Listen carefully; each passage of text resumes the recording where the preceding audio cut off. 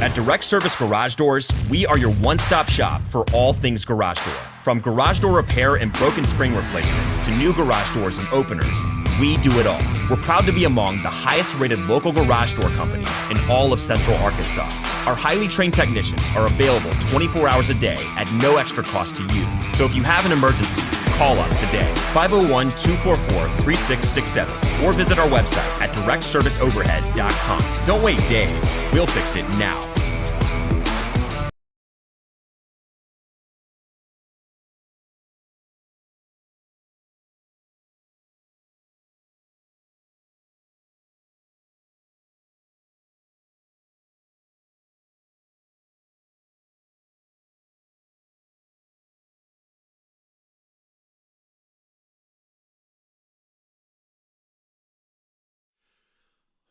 All right. Let me get this microphone turned up. Let's do this. We are going a little bit early on this one. By the way, Patreon supporters, the Patreon page is updated. If you're looking at it on your screen, shout out. We actually gained some $8 plus club members. So shout out to you guys. We are going a little bit earlier. So I apologize for people watching this later who were expecting 11 or 12 o'clock stream. Got a sick kid, so I need to knock this one out a little early. All right, so let's do this. 3, 2, 1. Yo, welcome to Tuss Talk with Ty. On YouTube only. I'm not anywhere else. Just here on YouTube. Well, I'm in Discord, but I only stream really here. You guys know that. Yeah, happy Monday. Ooh, I don't like saying happy Monday, but, we've got the SEC tournament coming up, SEC basketball tournament. We've got that going on. We got a little bit of baseball we're going to talk about, and then we're going to talk about the NFL Combine, how a certain wide receiver, former Razorback, put on a little bit of a show at the NFL Combine. So we're gonna get into all that. Aaron Harbison with a $5 super chat right out the gate, bro. Right out the gate. Just need to get through the week to get to vacation. Hey, well, congratulations on your probably, I don't know you personally, but probably well-deserved vacation coming up, Aaron. I appreciate the super chat as always, my friend.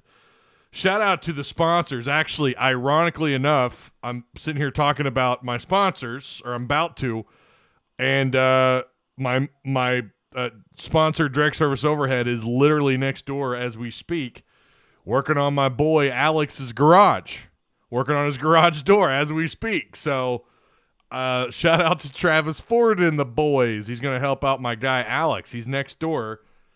I'm going to have to go over there. If he's still there when I'm done streaming, I'm going to go next door and I'm going to bother him. I'm going to get in the way.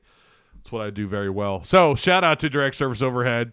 They offer same-day services, emergency service 24/7, 365 days a year, quality parts, affordable outcomes, better than best results. They got a ton of 5-star reviews. There's nobody better.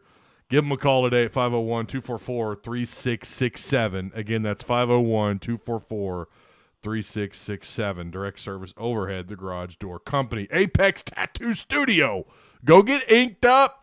You know you want some ink. You've got those tax returns coming in. You got the cheddar. Maybe recently you got a bonus from your work.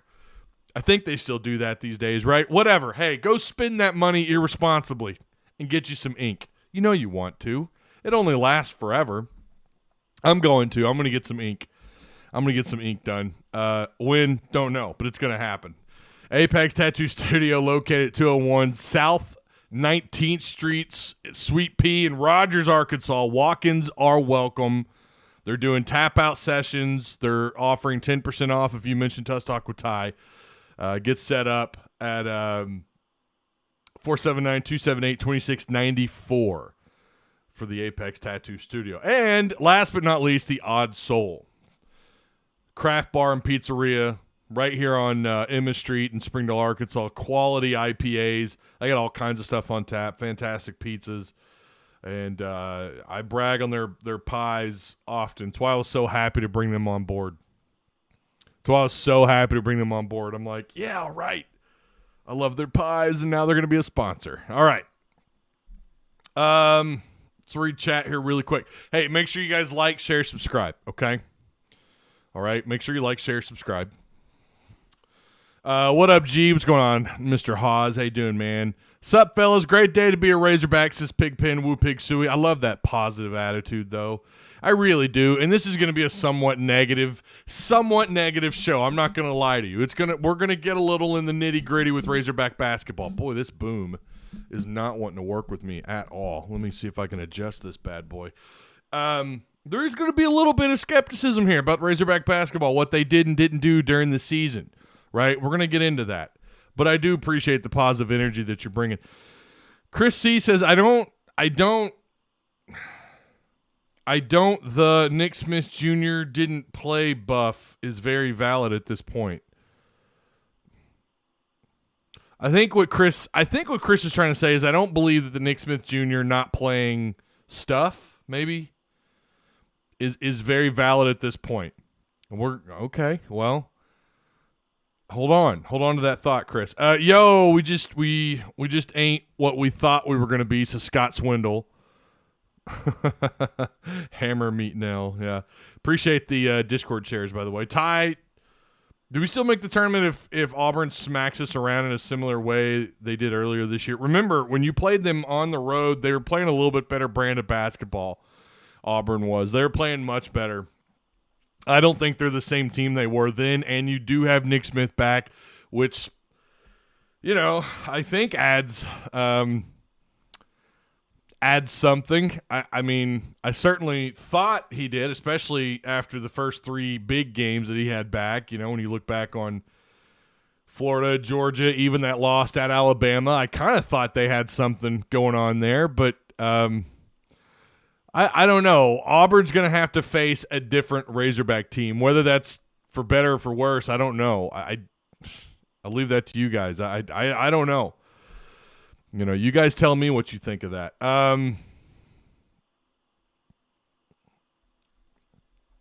No, and here's the thing about the NCAA tournament.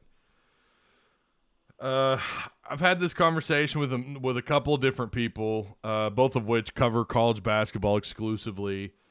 One of them I've had on the show, and we kind of talked about this last time he was here. And it's if you shout out to Southeastern 14, Blake Lovell and those guys. They do great work. We've kind of talked a little bit. Actually, he and I were we had a really fascinating conversation yesterday in the DMs about talking about Devo Davis and who you would put on their all-SEC list from Arkansas, or who you would leave out between Anthony Black, Devo, and Ricky Council. And we were kind of having a good conversation there about that.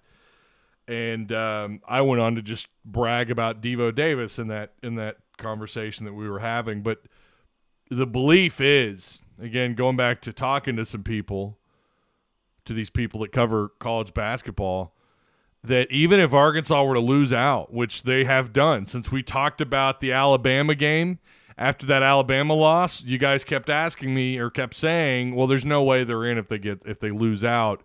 And if they're one and done in the SEC tournament. And I'm here to tell you that since the net rankings have kind of taken over the last several years, it's really rare for a team inside the top 30 in net ranking. Again, we're not talking about anything else here than just net ranking.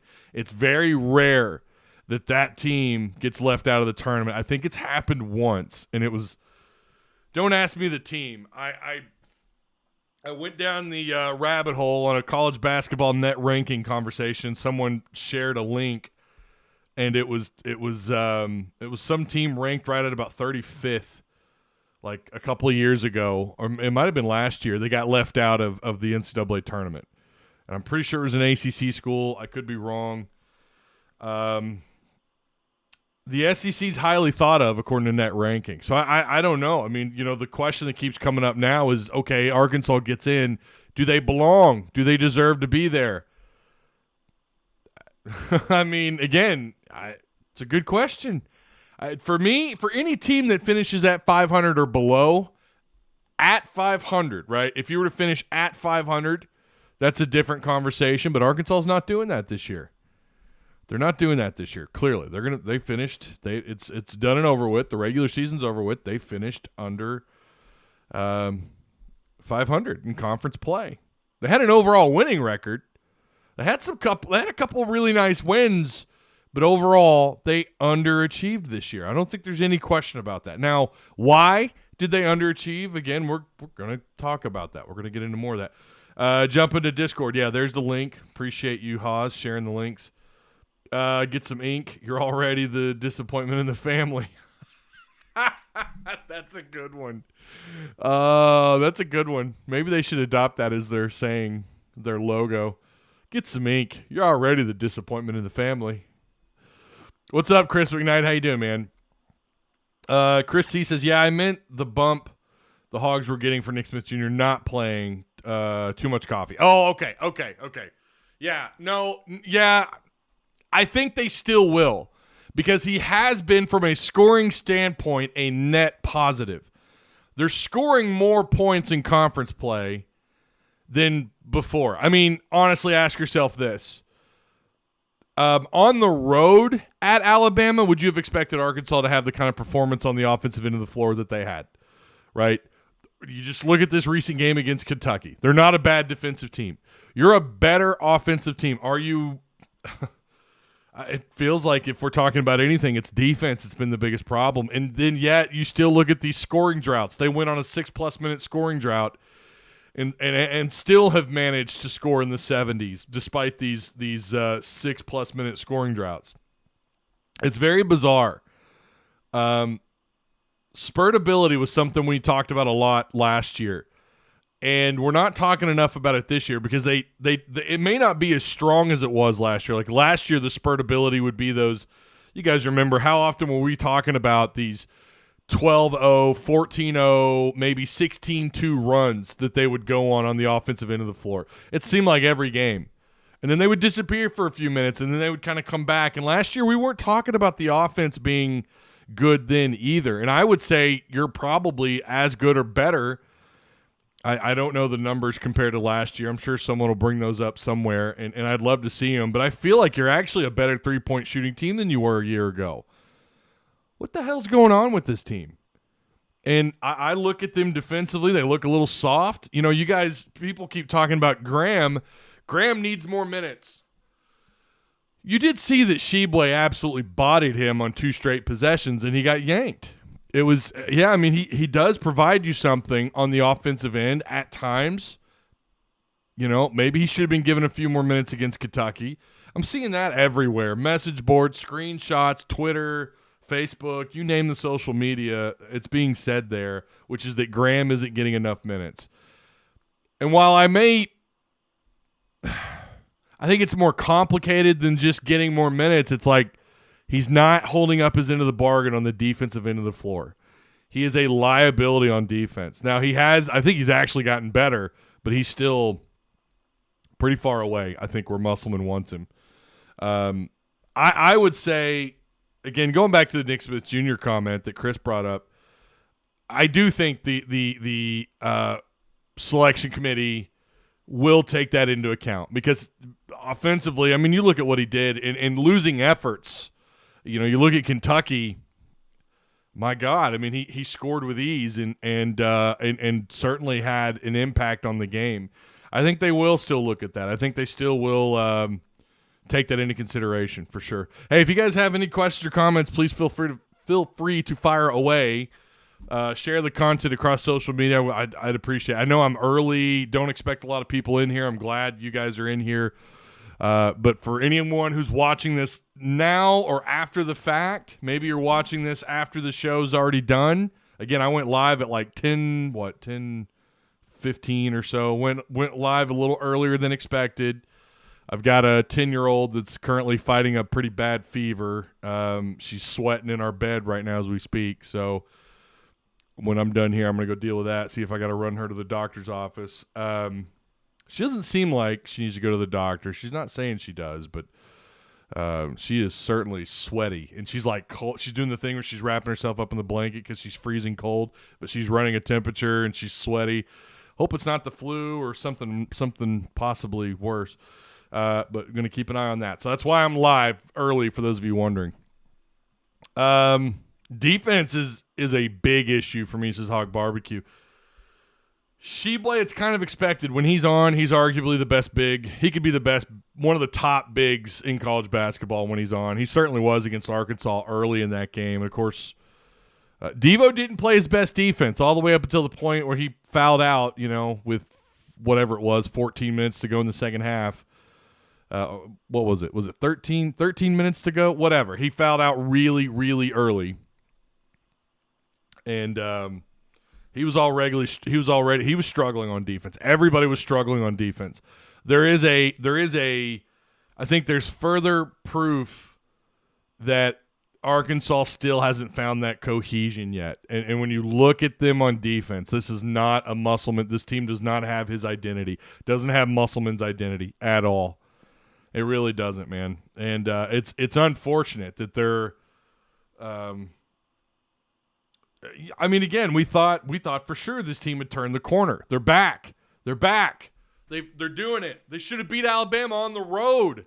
They did what? They scored how many points on Alabama? What's going on? All right, we got it. We're good to go. And then the rest of the season unfolds.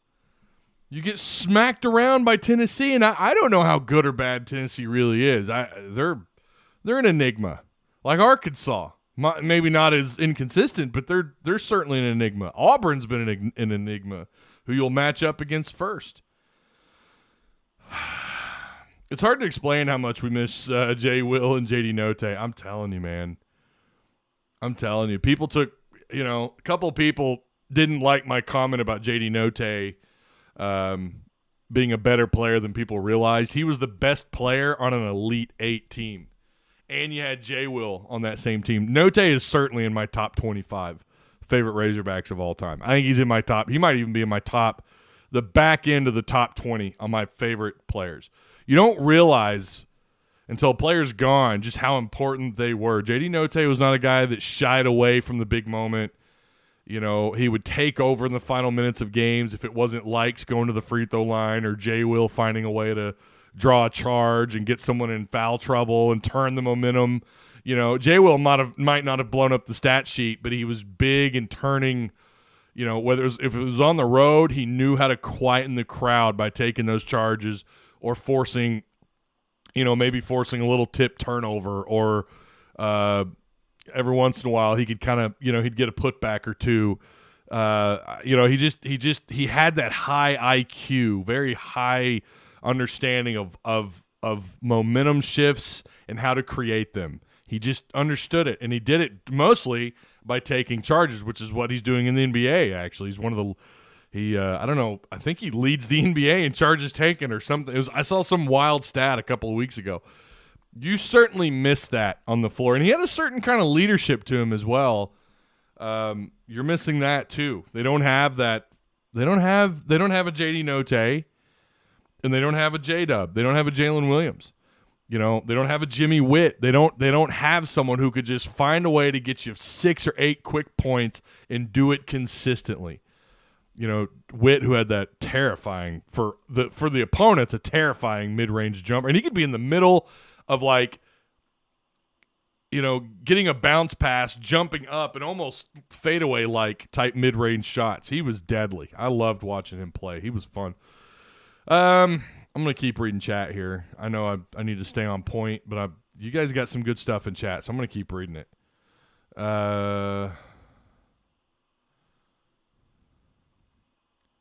Frankly, they don't deserve to be in, says Hog Barbecue. I can't argue with that. You finished sub 500 in your conference. It's hard to argue that they deserve to be there. Where's the argument? Where's the argument for? Well, they beat San Diego State. They beat Oklahoma by a bunch in Tulsa. They they beat Kentucky at Rupp. It's not, and again, Kentucky wasn't even a top 3 team in this league. And by the way, a league I think that's really still a very vanilla basketball conference, despite them possibly sending 8 teams, which I just think is ludicrous. The only way we don't get in is if a ton of low conference tourneys have winners that wouldn't have gotten in without them winning the tourney. I think even then, though, you're a top 16 seed, top 16 net ranked team, I think even then you're in. I really think, and maybe this Auburn game will have a bigger impact than we realize. I've been of the belief for a long time, and maybe net rankings have played into that conference tournaments they just seem so unnecessary for like these Power 5 conference, Power 5 teams, Power 5 conferences, or whatever you consider to be Power 5, like what you have in college football. The big, powerful conferences, they just seem mostly unnecessary. Not for everybody, that's true. I would ask A&M how they felt about how that went down last year, then get back to me. But I just don't see them missing. I could be wrong. Maybe the selection committee will not look at Nick Smith Jr. coming back. They may say, well, he's been back, but what have they done, right? Speaking to what someone said earlier about what Chris said earlier about Nick Smith having that kind of impact on his return, they may say, you know what? We weren't really that impressed. Like, he's been back. Okay, he's your leading scorer, but Arkansas as a team might actually look as discombobulated as ever, and Nick Smith might actually be more of a liability on defense compared to whoever else, plays in his place. I don't know. When you get humans involved, you just really don't know. I would almost – I told my dad, I bet old Arky 56, this would be sub sandwich number 18 he would owe me. I'm going to offer to wipe his debt. I'm gonna throw that offer at him. He keeps turning me down because he doesn't want to owe me 18 sub sandwiches. But I'm going to do it again. I'm going to say, all right, I'm going to owe you 2 sandwiches if I'm wrong. Also, I'm going to wipe my debt or wipe your debt that you owe me. I'm willing to put that on the line that even if they lose round 1, even if they – or, well, round whatever, lose that game against Auburn, that they're still in. Again, whether or not you believe they deserve to be in is like an entirely different argument, right? Note low-key has a McFadden-esque. Six man of the year, All-American. You just can't. You will not convince me. I mean, the JD Note haters out there are real. I mean, there's people that wouldn't put him in their top 30, and I'm just like, okay. Best player on an Elite 8 squad, and you wouldn't put him in your top 30, maybe? I mean, maybe somewhere in the back end of the 20s? I mean, I get it. Arkansas has had a bunch of great players, but JD Note was something different, man. And it's also fair to say whoever does the 24/7 recruiting services grossly overrated Anthony Black, Walsh, and Nick so far has not single-handedly beat a quality team. Note did a few times. They're not always going to get that right, Kopeski. I mean, and they weren't the only ones. They weren't the only ones to rate them a 5-star, right? I mean, their recruiting services, I'm pretty sure they were all unanimous, if I'm not mistaken. Correct me if I'm wrong. Maybe Walsh was a 4-star on maybe like ESPN or something. I'm not going to debate that because, to each their own. Like, you don't feel like they deserve it. I'm going to tell you that finding chemistry on the floor matters. It doesn't matter how good you are. It doesn't matter how talented you are. You see this in the NBA. You have these guys that are just like, whoa, what the hell is going on? Why aren't they better than they are? Like, why are they not? And these are the top of the top. Now, it's also not fair. It's not smart to really compare college and NBA because there's not the disparity like what you have in college basketball, like you do in or like what pro basketball to college basketball. You have a bigger disparity in talent in college basketball, much bigger. Same with college football. Talking about the top to the bottom. Whereas the NBA, it's probably like that. In college football, the disparity is probably like that in both college basketball and college football. Bigger disparity. Like Alabama, Georgia at the tippity top, right? Ohio State, and then you go all the way down to like a Vanderbilt, right? You don't have that disparity like you do in pro football or pro basketball. But you do see it often. You see these highly talented, these loaded up teams. I mean, you look at some programs over the years that should be a lot better, and they have maybe a couple lottery picks or at least a lottery pick. I don't know how to compare Arkansas to those teams. I don't know how you do it. Should they have won more? Yeah. Walsh, I would agree that Walsh did not live up to the hype. He didn't, and I agree with that. Now, I think that's kind of unfair to him. It might have put a little extra pressure on these guys, and they just didn't respond because these are 18-year-old kids. Young men. Sorry. Young men, I mean to say. But I have a hard time calling players overrated, but they didn't live up. I mean, I don't know that you could say any of these guys really lived up to the hype, lived up to the expectations. That's a better way of putting it. They didn't really live up to the expectations that were given to them. Now, they didn't ask for them. They didn't ask for the 5th star, for the 4 and 5 stars. They didn't ask to be McDonald's All-Americans. They didn't ask to be starter. Well, I mean, they competed to be starters, but and I'm sure they're, there's people that think that Ricky Council is being a little bit vocal about his playing time based on a post-game conversation that he had with the media. But, I mean, they didn't ask, right, to be 5 stars. They didn't ask for this kind of hype. They just went out and played, and people stamped them with those ratings and those expectations. Fans put the expectations on their shoulders. And they just weren't able to deliver. And I'm not –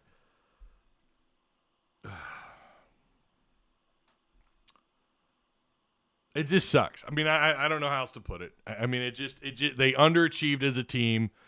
I don't know if you want to talk about Muss being out coached or not. I mean, yeah, I think he was. I certainly think that there were some times this year where I felt like he just didn't have the right game plan in place. They weren't able to respond. I mean, it seems like too in the second half, if they trailed by 8 or 10 points, there were a couple times in some pretty big games where they were able to kind of cut away at the lead, and then just weren't able to take advantage. But it seemed like if they were trailing in the second half, they really just struggled to get back in the game. They struggled offensively, or both ends of the floor, at making much of anything happen. Let's go really quick. We've already gone in on basketball so much. Really quick, Brady Tigert, talking about baseball really fast. We said we'd talk about it. We're going to really quick. Not a lot here, but just a little bit. We know they just they swept Wright State, their first sweep, to be fair, only their second 3-game series of the year.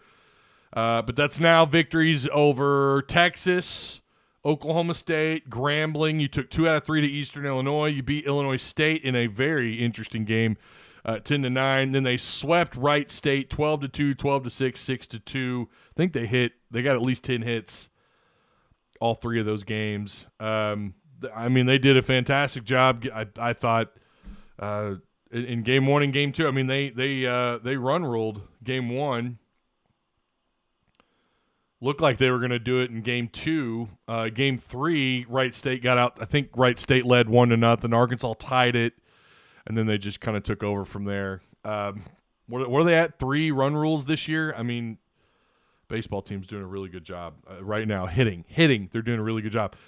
Wasn't that long ago, Dave Van Horn, and I thought this was interesting. Andrew Hutchinson at NWA Hutch on Twitter said, and he brings up a interesting point here, or at least the tweet.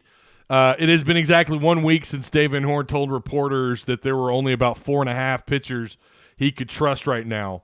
2 of them have since left games with an injury. That doesn't count Jackson Wiggins, who went down before the season. So Brady Tigert, he's out 3 weeks with the UCL strain.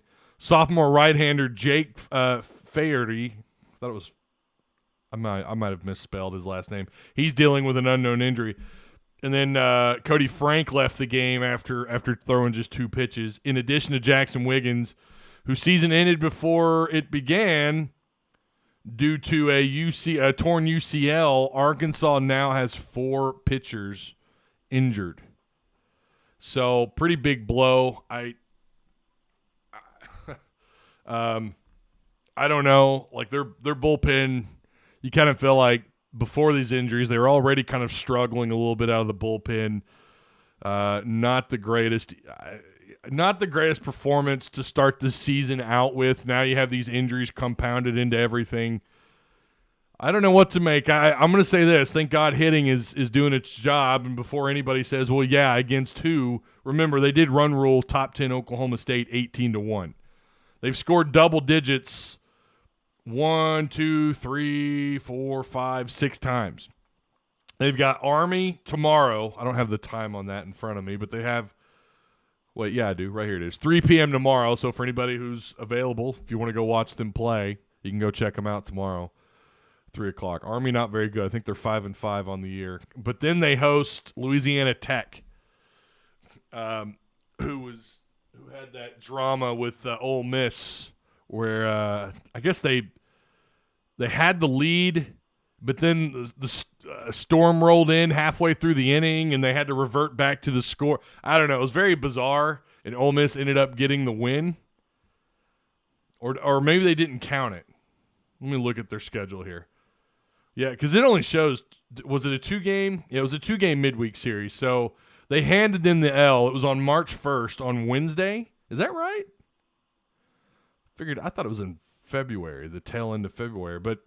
Or maybe it was the February 28th game they gave them the win. Regardless, it happened in one of those 2 games. Ole Miss ends up getting the so it was the win then, or for Ole Miss it was that March 1st game, because yeah, they got the L, right. They swept Northwestern 14-5, 5-4, and then 16-9. They have 4 times this year they've been in the double digits in scoring. So yeah, this will be a good. They don't have a matchup. They don't have a midweek matchup rolling into Fayetteville. They don't have one, so they're not going to play again. It's 5 days they haven't played, so no midweek matchup for them. Arkansas, of course, like I just mentioned, they've got the Army game, so we'll see how that kind of rolls out. I'm curious what they do. I'm curious what midweek pitching is going to look like as much as I am for the weekend. The bullpen's thinning out, man. It's thinning out. Matt Landers, did you guys see what Matt Landers did? Pretty impressive. 6'4", 200 pounds. His first 40 was let me see here. It was a 4.39. His second was a 4.37. At 6'4", 200 pounds with a 4.37, 4.38, 40. It's pretty impressive, man. Hazelwood had a pretty good moment. I guess there was a highlight of him catching the ball, and he made a pretty outstanding grab. I don't have it in front of me. I did see it. So I guess he ran a pretty slow 40 though, right? Mr. Hazelwood ran a not-so-great 40. Let's see if I can pull that up here really quick. I thought I saw his 40 at a – someone said it was like a 4.65 or something. It wasn't very good, but he did make a grab. I'm watching it right now. He made kind of a fingertip grab. I would pull that up, but I'm afraid to because OBS has been kind of wonky lately. I would share my screen and show you what I'm looking at, but I think I guess Hazelwood ran something like a 4.6 somewhere in there. It wasn't as. Listen, I've never took him for a burner. I never took Hazelwood for a burner. I never looked at him and said, "Oh, that guy's a burner. That dude right there, he's a 4.3, 4.4 guy." But I thought the same about Landers too, though. I didn't think he would be that great. Stromberg killed. Yeah, Stromberg had a pretty strong NFL combine. What hurts is that our offense has finally started to get better, but our defense has just completely fallen out. Defense is non-existent. Arkansas's defense is just simply non-existent, man. It's pretty bad. They're giving up a lot of easy points in the paint. Arkansas is just really struggling. Let's look at Auburn really quick. Arkansas is going to play them. Now, I'm going to give you guys a heads up. Wednesday, I have Otis Kirk scheduled. We're going to get caught up on recruiting, but I may have to reschedule that to Friday. I want to do a show on Wednesday, but right now I'm not positive that I can. But I want to do something on Wednesday, maybe. So right now, just kind of, I don't know. Just make sure you're in our Discord, and I'll try to keep you, like always, I'll try to keep you up to date. But at the moment, It is scheduled for Wednesday at 11 o'clock. That's going to be an open. It's not a Patreon thing. If you're just a subscriber here, you're in. You're good to go. That's all that's required, right? Not even that. You don't have to be a subscriber here. You're going to have access to it even if you're not a subscriber. But Otis Kirk's going to get us caught up on some recruiting stuff. He's been chatting with some of the prospects, some of the players, so I'm looking forward to hopefully the conversation we're either going to have on Wednesday or Friday. So just getting you caught up there. All right, Auburn, really fast. That's your next matchup. That's going to be on the 9th, 6 p.m. Thank God. It's actually it's 6 p.m. for us. I think it's 7 p.m. for them, I think, if that's right. They are right now, they're not, overall in the year, they haven't been a very effective offense, 73 points a game. They're a pretty vanilla rebounding team. They're averaging about 36, 37 rebounds a game. That's 103rd in the country. And they're only giving up about 66 points a game. Their last 4 games, they have wins over, well, actually, we'll go back to Missouri. They beat Missouri at home 89-56. They went on the road like so many teams, lost to Vanderbilt 67-65. They beat Ole Miss just by 4 at home, mind you.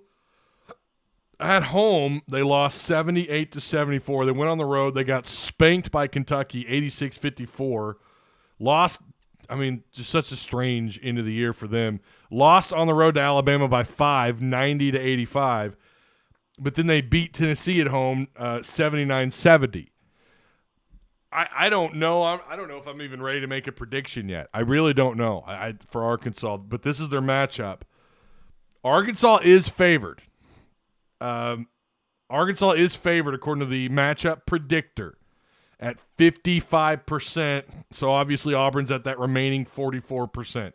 55.8 to their 44.2.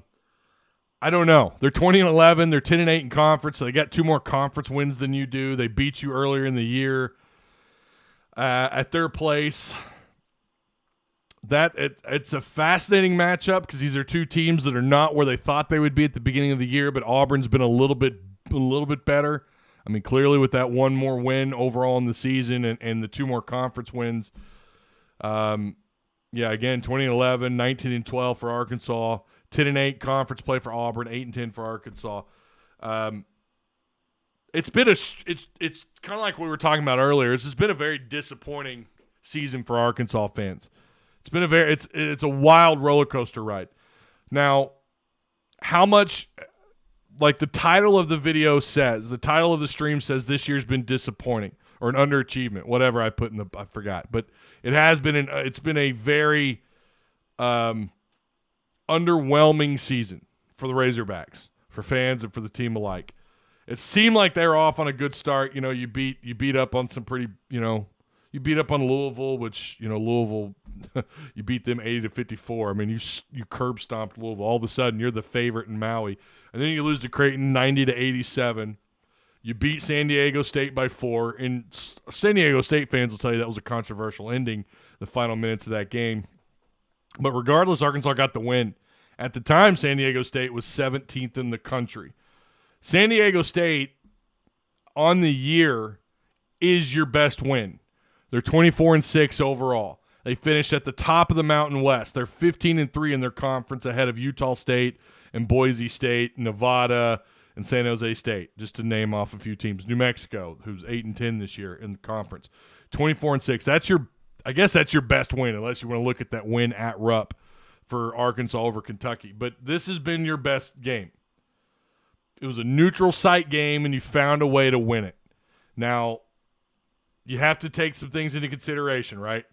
Like one of them being that Brazil came off the bench and got you 20 points. Some of you try to tell me that Brazil's not as big of a loss or that we can't use that as an excuse. Brazil was a huge reason why you beat a very good San Diego State basketball team on a neutral floor. This is the same game where Ricky Council went for 19. He had 4 assists, 3 rebounds, turned the ball over 3 times. Black had 4 turnovers. Devo Davis was nowhere to be found. He had 2 points. 2 points. No fouls. He wasn't in foul trouble. But the X factor in that game was Brazil, of course, coming off the bench and getting you 20 points. He also had 9 rebounds, 2 steals. He was huge for Arkansas in that game. You don't have him. So when you look at the year in review and we sit here and talk about, well, you know what? So what? You didn't have Brazil. You got Nick Smith back. Well, you got Nick Smith back at the end of the year. You didn't have a full year to really create, some kind of working formula on the floor. How many games does it take to gel, right? Oftentimes under Eric Musselman, we talk about December really getting into January. Then you start seeing about halfway point through January into the end of January, going into February when his teams typically turn things around. Why? Because that's when he has the formula working, right? That's when he's figured it out. He's got the chemistry figured out. You basically bum rush Nick Smith Jr. into the bottom half of the SEC schedule. Came back, wasn't Mississippi State. He came back because that was a 8-man rotation. That's when Anthony Black had 23 points. Your last matchup, which ended in a result of a loss. It was Texas A&M, I believe, when Nick Smith came back, if I remember that right. Get this pulled up. He came back and didn't get a lot of – no, it wasn't Texas A&M. Yeah, it was. He had 4 minutes against A&M. He had no production other than 2 turnovers. A lot of people were not real thrilled about his performance. But he comes back at the end of the season being the point, right? Florida and Georgia, we kind of start to see it. At Alabama, you drop 86-83, and you're starting to really feel it. And then all of a sudden, Tennessee slaps you around like a redheaded stepchild. No offense to the redheads and who's watching this. And then you lose to Kentucky, and now you got Auburn coming up. It's clear to me that there just wasn't enough time to get these guys flowing all together and working as a complete unit on the floor. If you watch these guys on either end of the floor, you could see it. When they go on these 6, almost 7-minute scoring droughts, which are just, that's just so insane to think about with all that talent on the floor. Just to think that they've had these 6-minute plus runs of no scores is just incredible in a bad way. Again, it feels like it might have been rushed to bring Nick Smith back. I don't know. Maybe you should have brought him back sooner if he could have. But to bring him back for the last 5-6 games of the year, whatever it was, 1, 2, 3, 4, 5, 6 games. And then 2 of those games, Florida and Georgia, you needed at the time. You needed those games. And you did exactly what we thought they were going to do. You beat the hell out of some average to below average teams at home. You went on the road, and it's working. We talked about it in that post game. I said, I'm not concerned at all. I think they went on the road, and they played great. And now they've laid 2 straight eggs. Both games you were never really in. You led the Kentucky game for, 2 minutes? After that, I don't think they even tied it up. They just kept trailing and trailing.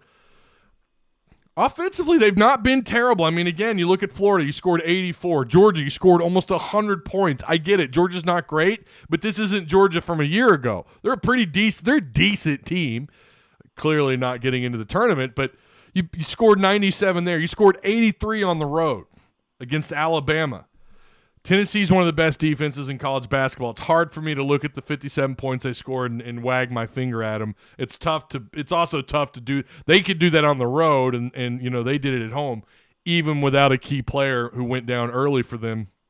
But then you turn around, you scored 79 against Kentucky, but you gave up 88 points. You gave up 86 to Bama, 75 to Tennessee, which is, I think slightly above their average. I think they're 70 points a game? I'm probably wrong on that, but yeah. I really think the proof is in the pudding. I don't think Nick Smith. I think Nick just didn't have the kind of time to really start to gel with this team. Again, I don't think his return was rushed. I think, honestly, you would wish he was back sooner, maybe 3 or 4 games sooner. Give them more time. Every game is worth its weight in gold for Nick Smith to find his way onto this team. You could argue that since he's been back, their defense has been underwhelming. How much of that is him? I thought his on-ball defense wasn't that bad. I thought he was pretty ferocious at times just watching his intensity. Now, intensity doesn't equal great defensive play, but intensity means you're bringing something. You're bringing energy. He's a pretty smart defender. Maybe he struggles when they try to trap and he doesn't get back in time. He looks a little slow out on the perimeter trying to defend those guys at times. When he's called over to help double team or to help on a trap, he doesn't get back quick enough when they try to, we saw that work against him. Who was that? Tennessee or Alabama? No, it was sooner than that. It was I don't remember who it was, but regardless, he gave up a wide open three, and I think that's happened a couple times since where he struggled getting back in time. Devo did not play very good defense against Kentucky. Devo was bad against Kentucky. I mean, he gave up, he was guarding Reeves, and Reeves, I think, had 9 points in the first half? And then before he fouled out, before he got in trouble there in the second half, he gave up some more points. He struggled against Reeves, which was surprising because Reeves is not that kind of scorer every week. He's not scoring 30-plus points a week. He scored 37.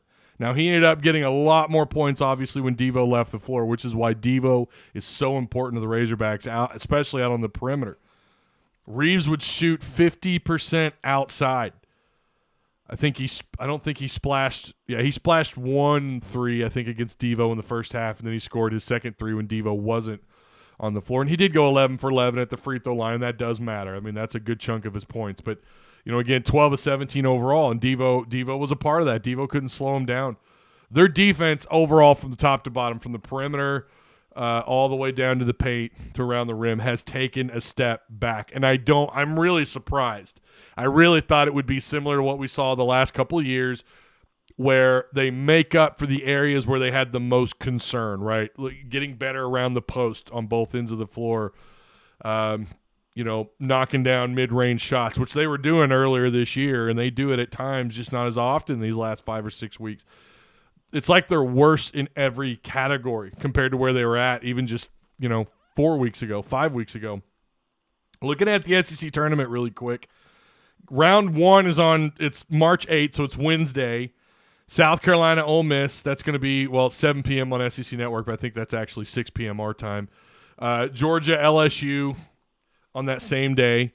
Second round, when Arkansas comes in and plays, they're up against Auburn, right? And then they play the winner, they end up playing A&M, I believe, if I'm looking at this right. That'll be game 9. Texas A&M versus the game 5 winner. Yeah, so that'll be at 6 p.m. On Friday, March 10th. I love Friday basketball. It's so underrated. I love Friday basketball. It's the one thing I will give the SEC tournament or tournaments in general. I think a lot of tournaments play on Friday. I love that. I love Friday basketball, Friday night basketball. There's nothing like it. And then, of course, if you advance, it's going to be pretty tough. I mean, having to deal with A&M, who's kind of on a heat streak here, that's not unheard of for them, right? What they do last year, they got hot. A&M did at the end of the year, so they have their hands full. I don't think Auburn. Right now, I don't even know if I want to pick. Like I said earlier, I don't know. I don't know. It just depends on which Arkansas team shows up. I just have no faith that these guys can win away from Bud Walton, and hell, they couldn't even win at Bud Walton at the end of the year, lose to Kentucky the way they did. Hogs do better on neutral floors. They are – I was just looking at their net ranking. Their net ranking tells you what they are. I think they're 3-1, or is it 4-1? Now, I don't know that I count 2 of those.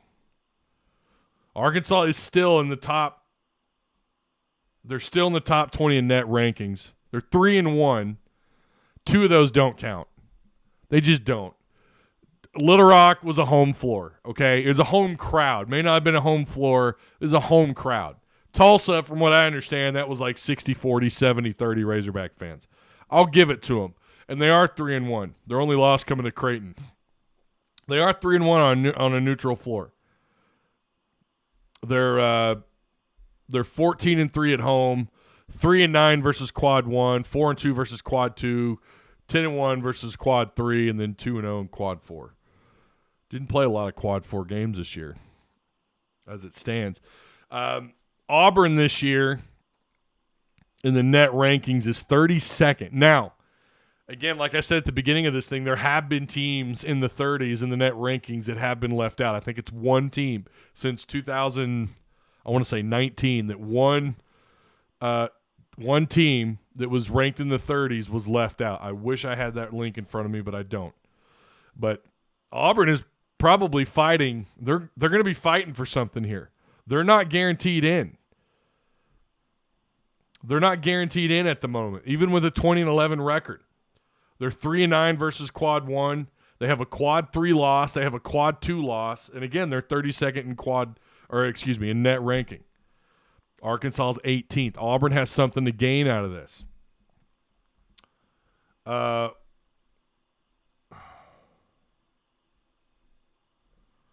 Still, I think this team has so much talent, and how their backs are against the wall, and they know it. Something good can still happen. Again, you could say the exact same thing about Auburn, and that's who you got to face coming up soon. Oh boy, the brackets are coming up. I can't wait to fill out these brackets. We'll do that again in our Discord, like we did a year ago. Those are always fun. Trying to pull up Joe Lenardi. Joe Lenardi right now has, per conference, he likes Arkansas with 8 teams that are in. He has 8 teams that are in. That is one above the Big 12, who he's dropped down to 7, and Big 10 with 10. ACC, he's bumped up to 5. Big East is 5. Pac-12, it's been 2 to 3 all year. Since he's started doing bracketology this year, he's got them at 3. He's got Arkansas as a 9 seed at the moment, taking on Illinois, who's an 8 seed. Take that what you will. I don't know. I don't know how much faith to put in that right now. Nick Smith hasn't made any difference on our team since his return. We're 2-7.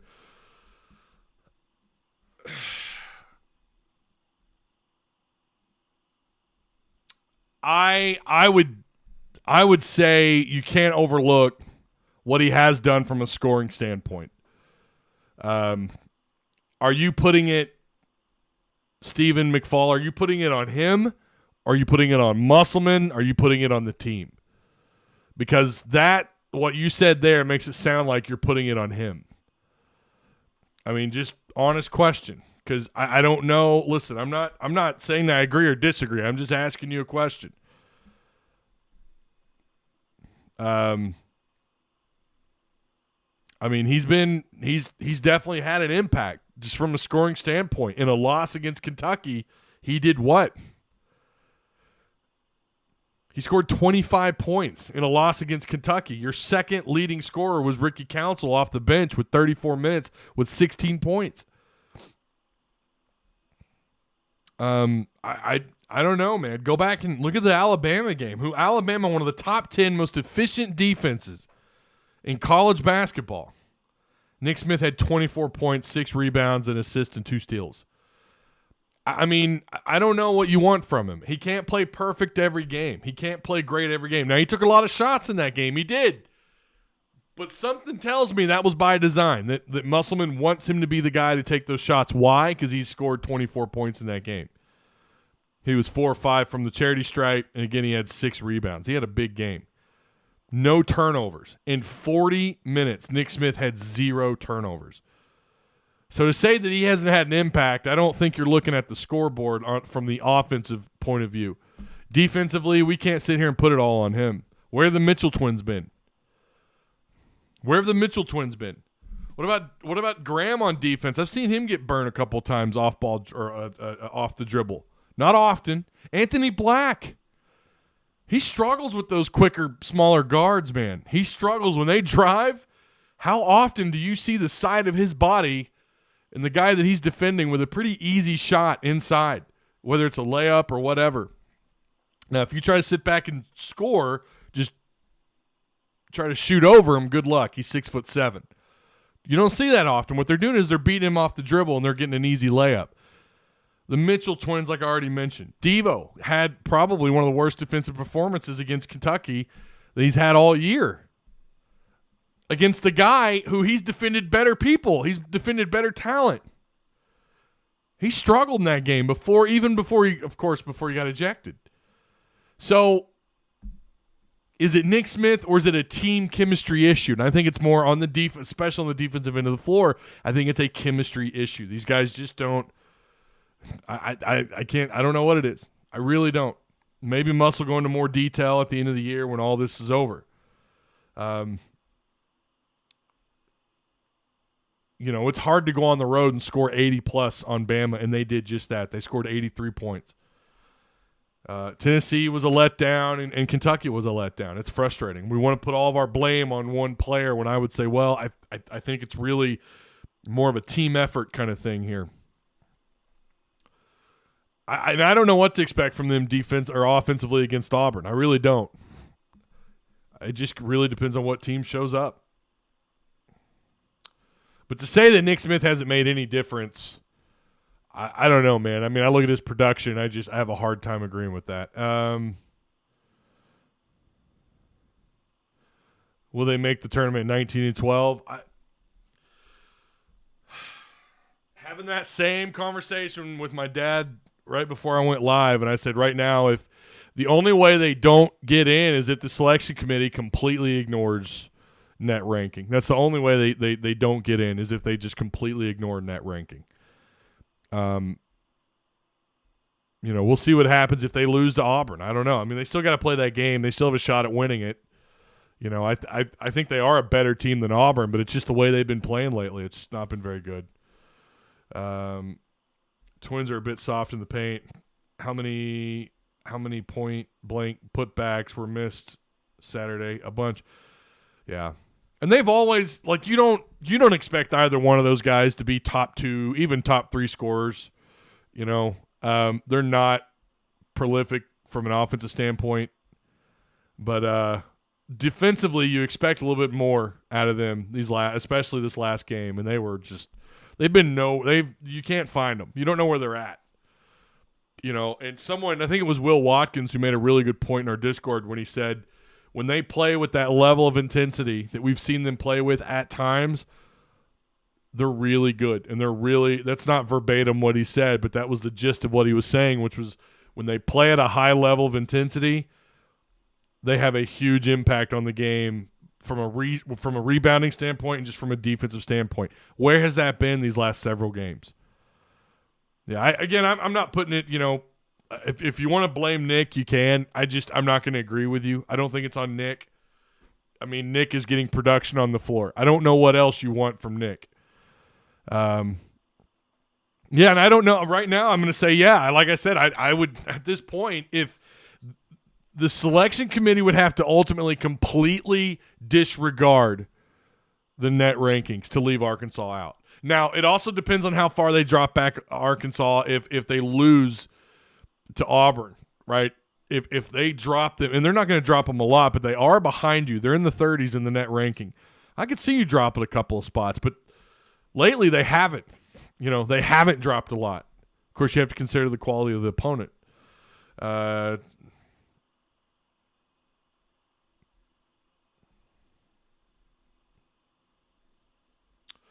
met Walsh, Kamani, and okay, that's cool. Tommy. That's pretty neat. Where'd you meet him at? Tell me where you met him at.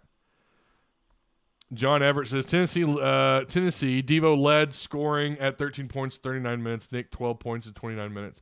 Yeah, but I can do that same thing, right? I can sit here and tell you what Nick did against Kentucky, right? I can do that same thing against a quality opponent. What he did against Bama on the road against one of the most efficient defensive teams in college basketball. Top 8, top 10. I mean, again, if you're trying to point out that Nick is the problem, I'm just not going to agree with you. And also, you have to consider, I think, when you look at Musselman's teams, when you reintroduce a player that's missed a lot of time, his teams always take a little while to mesh.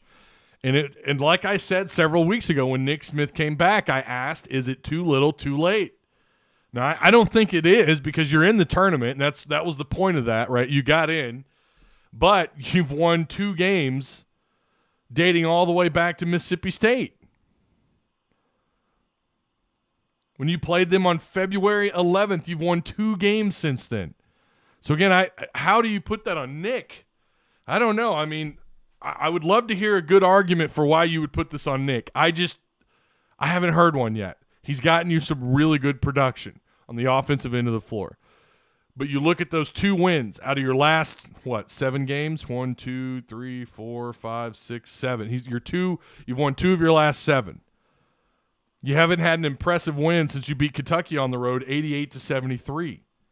By the way, that was in the middle of was right at the end of a 3-game win streak. That was right in the middle of winning 5 of 6 when you barely lost to Baylor 67-64.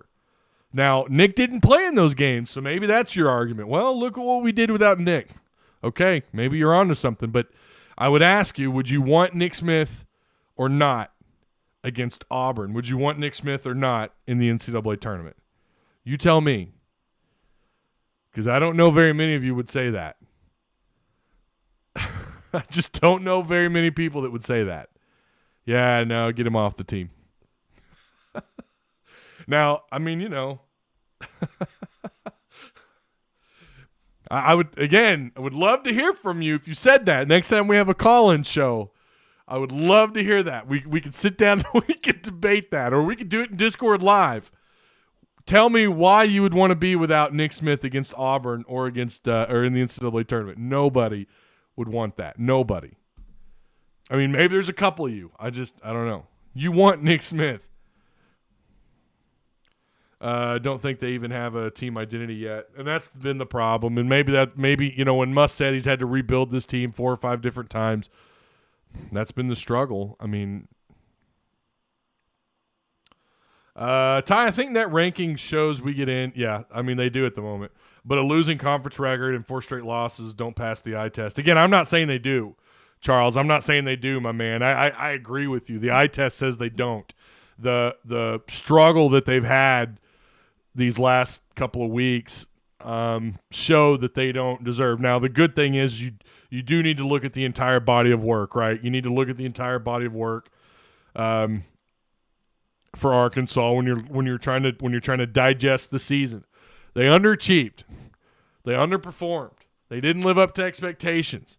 All these things are valid. These are all right, and I think we've discussed that a little bit today. I think we've kind of gone over it. I think without Brazile, listen, you can call that an excuse all you want. You don't have another Trevon Brazile on the bench. You didn't have another Nick Smith, and you tried to put Nick Smith in at the tail end of the season of conference play.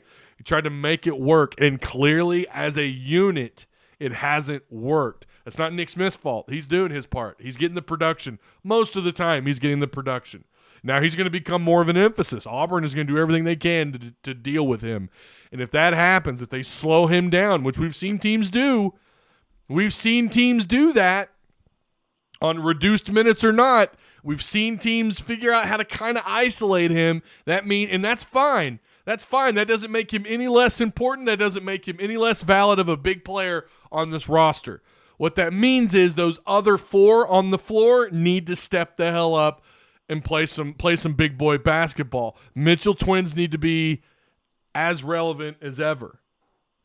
They need to play a big part from here on out.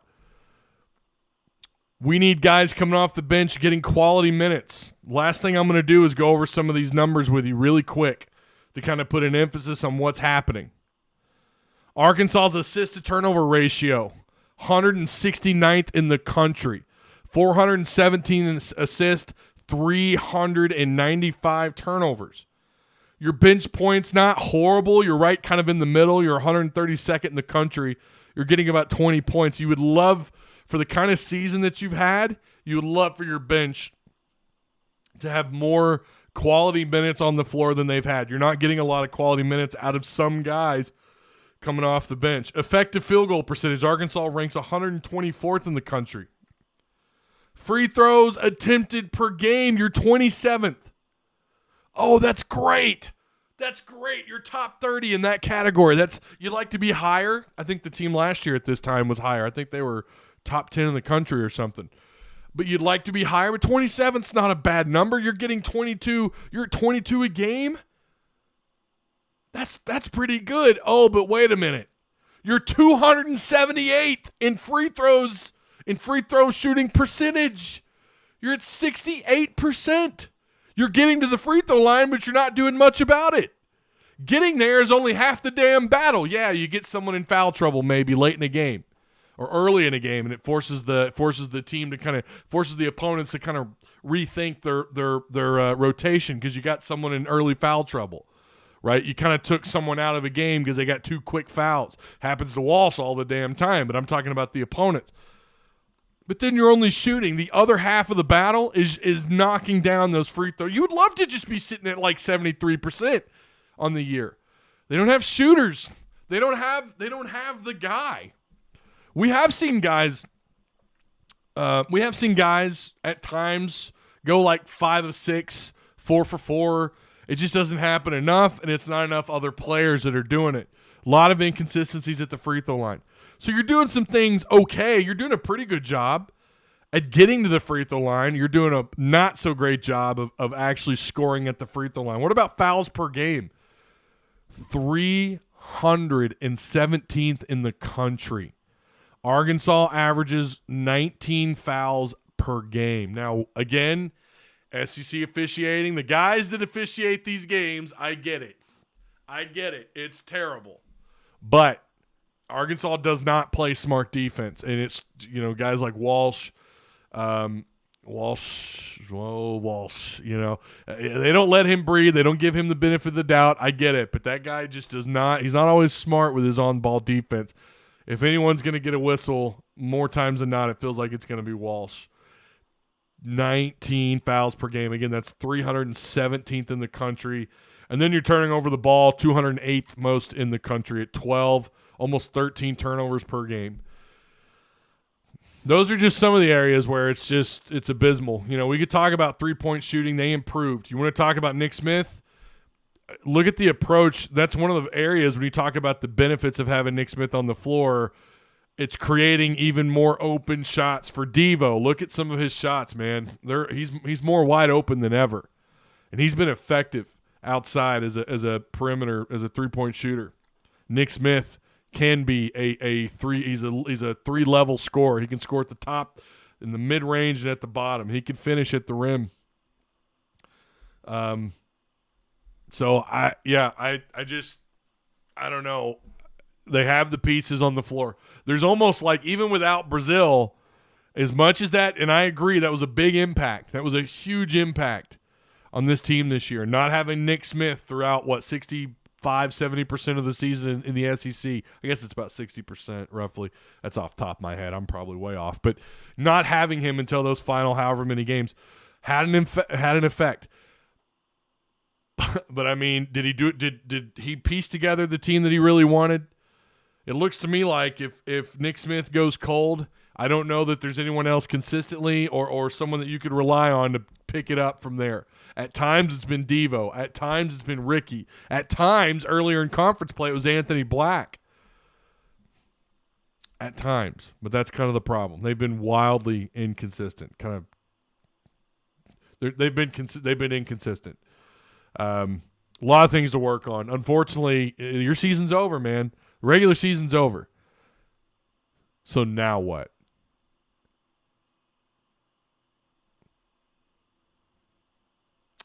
Going to have to figure out a way to respond. They're going to have to almost, I'm not going to say they got to put a whole different team on the floor, but they might need to dabble, might need to try some different things out, maybe getting Pinion on the floor a little more. Ford. I don't know. They're going to have to experiment a little bit. But it also feels like, it's too little, too late for that as well, because, what is Pinion when he's on the floor? I mean, where he's going to be, and how the defense is going to defend him. He's going to be at the corner pocket, try to knock down the 3 ball. I'm not going to make a prediction for Auburn yet. Again, I may save that for Wednesday. Right now, I would lean towards Arkansas, but I don't know, man. I just it's tough. Ty, the recipe to beat Arkansas is very simple. Force them to shoot. Yeah, no, we've been talking about that, Charles, all year. We've been talking about that going back to pre-conference play. Like, this team, just force them to shoot. Force them to shoot. Mid-range, further back. They just go ice cold. Dog, I think I've never seen you chat here. You might be a lurker. Welcome. Thanks for commenting here. Let's read it. What frustrates me the most is that this, let's see. This is Eric Musselman's most talented team. Had them overseas so they could gel together. Huge expectations, and not much has come from it. I blame Eric. You got the talent.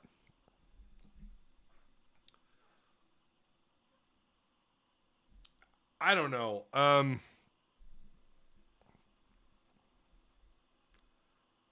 It's kind of hard to argue with that. I mean, it really is. It's kind of hard to argue with some of that. He did take them overseas. You know, he wanted to get them against older guys, more mature guys, wanted them to figure it out. You know, he likes playing, you know, he doesn't call a lot of timeouts, right? He likes trying to get these guys to adapt to the tempo and figuring it out themselves on the floor, right? He doesn't play he doesn't play to call timeouts. You know, maybe he should more, especially with the youth and all the newness that you have on this team outside of Devo and oh my God, Kamani, can't believe I blanked. You know, outside of a couple of guys, you got a lot of newness. Why not use more timeouts? You know, and I think he has a little bit. There's some valid points there to look at what Eric Musselman had and how he dealt with the team and how he adjusted. I can't say that I disagree with any of that. I mean, really, love them, but I wouldn't bet you a nickel they beat Auburn. Just saying. I would lean towards Arkansas only because I think they're going to have better on the floor talent. They're on a neutral floor where Arkansas has done pretty well. I mean, they have been pretty good on a neutral floor. But like I said, I'm not making that my official pick. That's just where I'm leaning right now. Auburn, you know, Bruce Pearl, he'll be up to his usual antics, screaming and hollering at the officials just like Eric Musselman. I bought the senior some beer. Oh, look at you. Tommy Hodkins. I'd be worried if Must doesn't sign an extension soon. Must may bounce. I mean, yeah. Oh, cool. I got a signed picture of all four of them. That's pretty neat. Hey, Tommy, if you're in our Discord, you should share that picture. If you're in our Discord, man. That'd be really cool to see.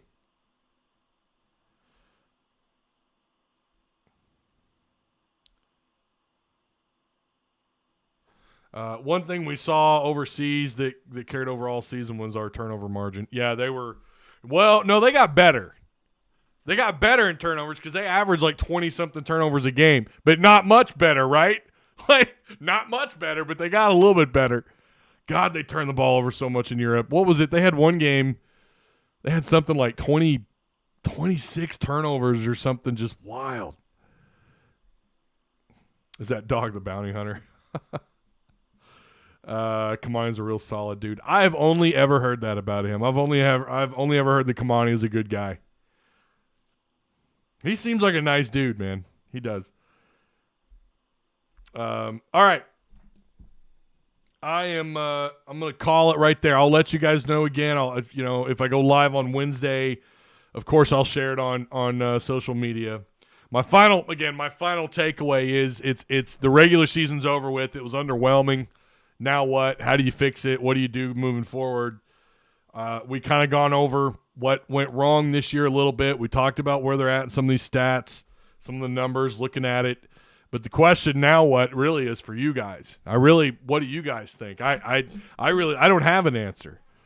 I have no idea. I mean, at this point, you kind of feel like they've tried a little bit of everything. Muss has tried to rework this team. Again, I don't know that there is really an answer. Now, having saying all that, Musselman knows what the hell he's doing in March. The issue is, are there too many problems to overcome for him to go on a nice run in March? Is this team good enough? You know, he tried telling the media this team is built for March. This team is built for the NCAA tournament.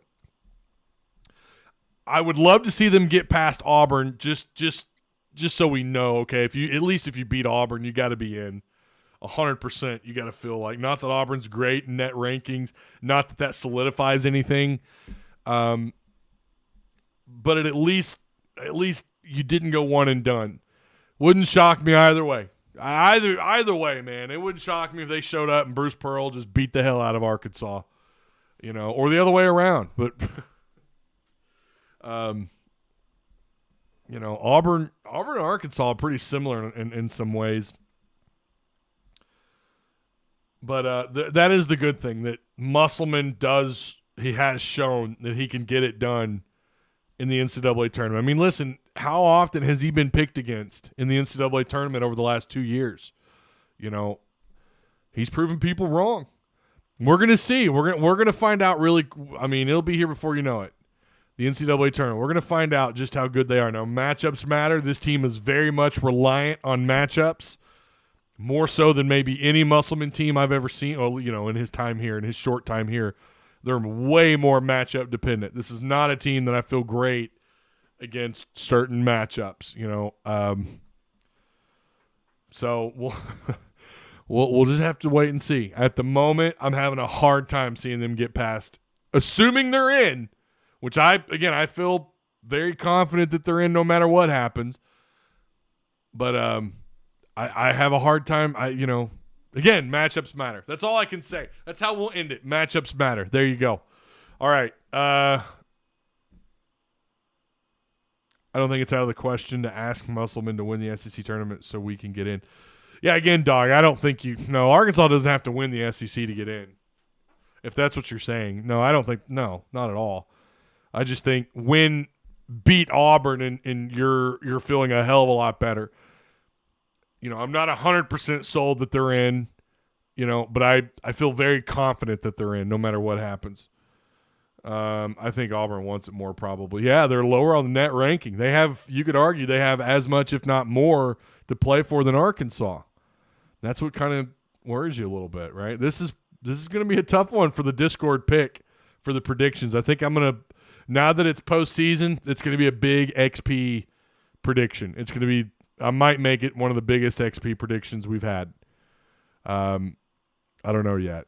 Because it's a tough one, man. I really think it's going to be divided. There's going to be a lot of people picking Auburn, and there's going to be a few people that believe that Arkansas should be able to get it done because Musselman has said that this is a postseason kind of team. Now he was talking more about the NCAA tournament, but yeah, I don't know. I don't know. They don't need to win the SEC tournament to get in. No, I don't think that. But I do think you'd feel a hell of a lot better if you at least got past Auburn, if you weren't a one-and-done team. So, all right, this one went hour and 20. I appreciate you guys, really do, for people kind of coming in late. Just remember to like, share, subscribe. I'll try to keep you up to date about Wednesday. Otis Kirk is scheduled for 11 o'clock on Wednesday to get us caught up on some football recruiting, but again, that might get pushed back. So I'll try to keep you guys informed in Discord on that. All right? Okay, cool. If I don't see you Wednesday, I will for sure see you. I mean, we got the post game, right? Auburn, Arkansas tournament, SEC tournament post game. That's going to happen. And at the moment, I still plan on going live on Friday. So you should get me at least 2 more times this week. So looking forward to it. You guys behave or don't. I don't really care. Just leave my name out of it. If you get in any trouble, leave my damn name out of it. Woo pig. I'll see you guys later.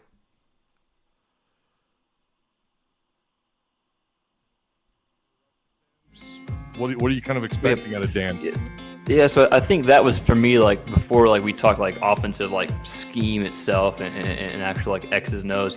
That was, I think, the biggest difference between Briles' offense and Dan Eno's offense was the play calling and choosing to run the football, essentially. I think some of that is due to the fact KJ is going to give you however many extra carries, right? Like, I don't know how many carries he had, but that 60 to 100 range, he's probably going to give you those carries in the season, so that's an extra that you have. But Maryland was ranked and last year and this year, they were ranked between 7th and 10th in the Big Ten as far as like rushing yards, but not just rushing yards. The thing I look for is like rushing attempts, right? So it wasn't like they were like trying a bunch, but